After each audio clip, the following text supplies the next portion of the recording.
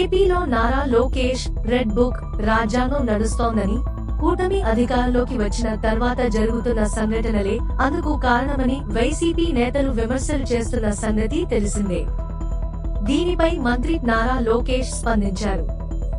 Red book లో నేను ఏం చెప్పానో ఓసారి పరిశీలించుకోండి. రెడ్ బుక్ గురించి ఇవాళ నేను చాలా క్లారిటీ ఇవ్వాలనుకుంటున్నాను. నా ప్రతి ప్రసంగం గమనించండి. ఎవరైతే చట్టాలు ఉల్లంఘించి కార్యకర్తలను, ప్రజలను ఇబ్బంది పెట్టారో వాళ్ళని నేను వదిలిపెట్టను అని స్పష్టంగా చెప్పాను. మరోసారి చెబుతున్నాను, చట్టాలు ఉల్లంఘించిన వాళ్లను వదిలిపెట్టను అని చెప్పాను. జోగి రమేష్ గారి అబ్బాయి ఏం చేశాడో ప్రజలు తెలుసుకోవాలి.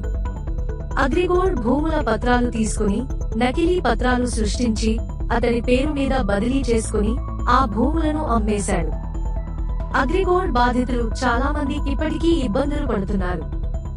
వారికి రావాల్సిన డబ్బులు ఇంకా అందలేదు.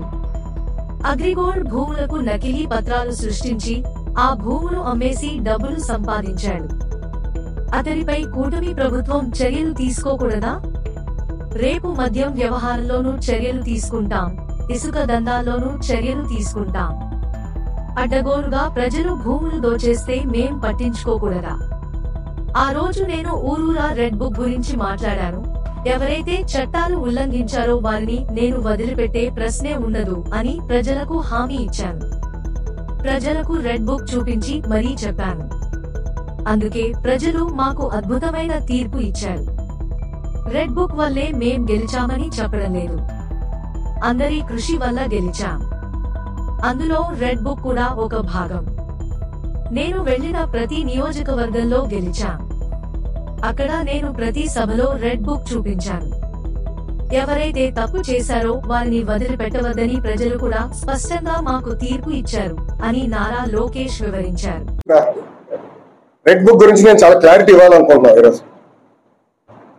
నా ప్రతి స్పీచ్ చూడండి, ఎవరైతే చట్టాలు ఉల్లంఘించి కార్యకర్తల్ని, ప్రజల్ని ఇబ్బంది పెట్టారో వాళ్ళని నేను వదిలిపెట్టాను అని స్పష్టంగా హామీ ఇచ్చాను. మళ్ళీ రిపీట్ చేస్తున్నాను, చట్టాలు ఉల్లంఘించిన ఓకే. జోగి రమేష్ గారు అబ్బాయి ఏం చేశాడో ప్రజలు తెలుసుకోవాలి. అగ్రిగోల్డ్ భూమి పత్రాలు తీసుకుని ఫేక్ పత్రాలు సృష్టించి అతని పేరుపై ట్రాన్స్ఫర్ చేసుకుని అమ్మేశాడు. అగ్రిగోల్డ్ బాధితులు చాలా మంది ఇప్పటికీ ఇబ్బంది పడుతున్నారు. వాళ్ళకి రావాల్సిన డబ్బులు ఇంకా చాలా ఉన్నాయి. అగ్రిగోల్డ్ భూముల పైన ఫేక్ పత్రాలు సృష్టించి అమ్మేశాడు, డబ్బులు సంపాదించాడు. అంటే యాక్షన్ తీసుకోకూడదా? తెలుగుదేశం, జనసేన, భారతీయ జనతా పార్టీ ప్రభుత్వం రేపు లిక్కర్లో కూడా యాక్షన్ తీసుకుంటాం, ఇసుక దండాల్లో కూడా యాక్షన్ తీసుకుంటాం. అంటే అడ్డగోలుగా ప్రజల భూమి దోచేసా మేమేం పట్టించుకోకూడదా? నేను ఆనాడు హామీ ఇచ్చా, ఊరూరు మాట్లాడే ఎర్ర బుక్ గురించి ప్రజలకి నేను హామీ ఇచ్చా. ఎవరైతే చట్టాన్ని ఉల్లంఘించారో వాళ్ళని నేను వదిలిపెట్టే ప్రసక్తే ఉండదు అని నేను ఊరూరు మాట్లాడాను. స్వామి, ఎర్ర బుక్ పట్టుకుని తిరిగా చూపించా ప్రజలకి. అందుకే ప్రజలు మాకు అంత అద్భుతమైన మ్యాండేట్ ఇచ్చాడు.